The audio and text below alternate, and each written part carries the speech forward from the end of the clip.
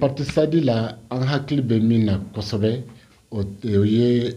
ka jamana basigi jamana ka basigi hakili sigi kana bɛɛ ma parce que bi bi na n'i ye jamana ta i b'a sɔrɔ 99 a bɛɛ sirannen de don mɔgɔ fala b'a bɛɛ fan bɛɛ donc o de ka gɛlɛn an ma ni kalata ye. Ne ye Samake Abdelkader ne ye comité Sadi Gabakoro droit président an bɛ yan bi an ka comité militant u nan'u ka carte de membre ta Sadi siège la comme nana bɛ mɔgɔ 30 bɔ mɔgɔ nana bi donc an bɛna kɛ chaque dimanche n'Ala sɔnna mɔgɔ 30 mina minnu ka carte ta parce que mɔgɔ hakɛ mun tɔgɔ sɛbɛnni bɛ kɛ Gabakoro la ka taa ni mɔgɔ 130 ni kɔ ye bɛɛ ye nouveau adhérent Parti Sadi la mais dɔw fana tun b'a la mais u bɛna kurakuraya minnu nan'u ka carte ta bi n'u ye comité kura sigi donc ne b'a f'u ɲɛna u ka parti sariya sɛbɛnw la sago ka ɲɛ min ye règlement intérieur ani statut ye o k'u wasa don a la kosɛbɛ k'o kalan kosɛbɛ k'o taabolo la tagama voilà donc la fana bɛ ka se maliyɛndenw tɔw ma an b'a f'u ɲɛna u ka na parti Sadi la parti mun don n'Ala sɔnna Mali ɲɛtaga b'a bolo. Salam alaikum. Ne tɔgɔ ye ko Mohamed Ag Akiratan ne ye parti Sadi secrétaire général et bureau politique. Si wasaba de don parce que an ka parti c'est pour que ka yira k'an bɛ ka taa ɲɛ an bɛ parti jɔ de la n'i bɛ parti jɔ la waati ni waati i b'a lajɛ ni mɔgɔ kuraw bɛ se ka don bon nin bɛ mɔgɔ hakili sigi parce que jeunes de bɛ ka don jeunes de bɛ ka caya ka don parti la ka tɛmɛ mɔgɔkɔrɔbaw kan o kɔrɔ ko mɔgɔkɔrɔbaw fana sɔnna ka sira di jeunes ma donc o ye taamasiyɛn ɲuman ye an ka parti ma et surtout nin waati in na mɔgɔ bɛ ka fɔ ko parti politiques banna parti politiques sara parti politiques bɛ ta bon an kɔni bɛ se ka fɔ ko parti politique min ye Sadi ye solidarité africaine pour la démocratie et l'indépendance an kɔni bɛ nin na an bɛ baara kɛ an bɛ ka taa ɲɛ fana nin kura fana bɛ ka fara an niw kan donc vraiment an bɛ ka taa ɲɛ jamana mɔgɔw de b'o la sisan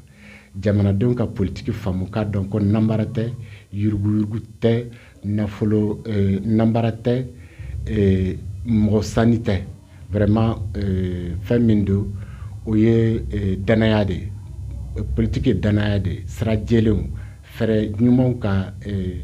jamana jɔ ani ka jamana lakisi parce que bi bi na jamanadenw bɛɛ de hakili wulilen de don an sirannen de don parce que saya ani mɔgɔ faga ani binkaniw de bɛ ka carin jamana kɔnɔ donc ni jeunes donna la u ye parti politique faamu donc u bɛ sira wɛrɛ de ta o de la an nisɔndiyalenba de bi parti Sadi la an hakili bɛ min na kosɛbɛ o ye ka jamana basigi jamana ka basigi hakili sigi kana bɛɛ ma parce que bi bi na n'i ye jamana ta i b'a sɔrɔ 99 a bɛɛ sirannen de don mɔgɔ fala b'a bɛɛ fan bɛɛ donc o de ka gɛlɛn an ma ni kalata ye o ye fɔlɔ ye filanan maliyɛn fana k'a dɔn k'an yɛrɛ bɛ se k'an ka jamana dilan an ni ɲɔgɔn cɛ ka ɲɔgɔn faamuya ka bɔ ni gɛlɛya in na ani ka kala politiki yɛrɛ u k'a faamu parce que démocratie liberté